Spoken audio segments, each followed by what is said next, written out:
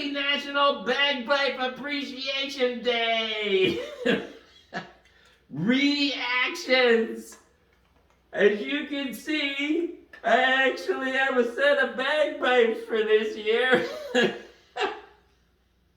I found these for $50. They weren't a very good set to begin with. They were fine, but they were kind of a beginner's practice. But it only cost me $50, so that's how I got home and fiddled with the reeds and did all that kind of thing. And then quickly figured out I had these grand visions that I would learn to play the bagpipe, but I quickly figured out that that was going to take some work. So instead of learning to play the bagpipes, I just watched enough to where I could make them squawk. People had fun with that.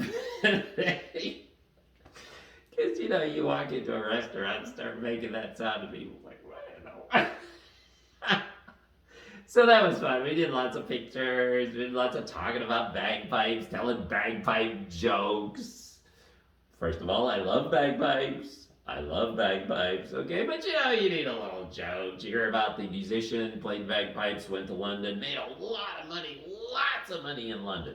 He was just sitting on the street corner, just busking, had his little tin can there, but he did have a sign that said, "If you don't put money in the can, I'm going to keep playing." So then there's a joke about the Scottish guy, and he's got the big bag, and he walks into a bar, and he wrestles it up onto the bar. The bartender comes over, and he says, hey, what's in the bag? And the Scottish guy says, I've got 50 pounds of explosives in this bag. And the bartender said, thank God. I thought it was bagpipes. So, you tell a few jokes, you squawk the thing a little bit, you take some pictures, it's fun. I did have one of those fun little encounters. Springfield is a fairly small town. I think we're someplace 150,000, 200,000. And a buddy of mine who's a realtor is fond of saying, people talk about 6 degrees of separation, that anybody you can think of is actually only 6 friends of friends of friends away from knowing that person. He said it's been his experience that in Springfield it's only about 2 degrees of separation. And no matter who you know of in Springfield, there is somebody that you know that knows that person.